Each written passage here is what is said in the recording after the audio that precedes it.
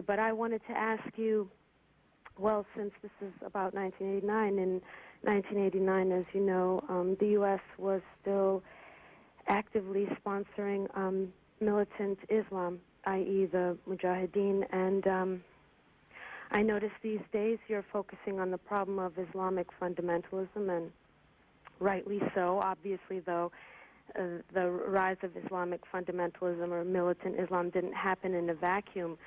Didn't U.S. imperialism kind of put that on steroids? And secondly, why aren't you focusing as much on the global phenomenon of religious fundamentalism, Christian fundamentalism that's happening in the United States? It's quite nasty, I feel. Thank you, caller.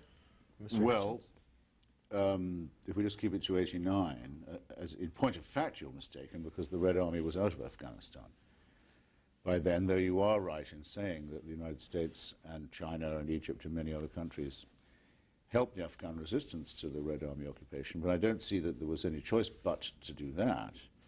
And if you ask yourself what the roots of Islamic fundamentalism are, why are people, some of whom took part in that struggle, why do they decide that their main enemy is the country that actually helped them against the Soviet Union? There must be something irrational here, or something about their own position that they haven't declared.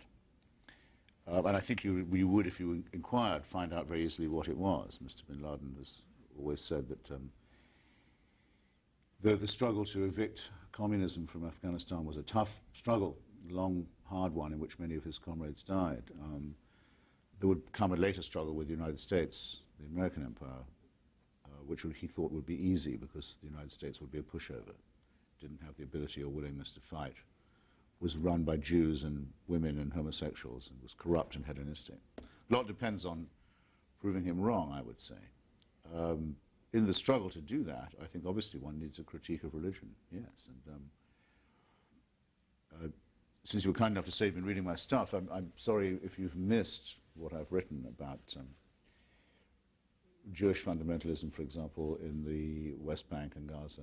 The millennial settlers had a long engagement with them and with their supporters, saying that their attempt to bring on the Messiah in this way is wicked and deserves to be defeated, and not $1 American should go to subsidizing it. And I've also attacked various other religious crackpots and fanatics like Mother Teresa, so-called the saint, the alleged saint of Calcutta, fraud and demagogue and fanatic.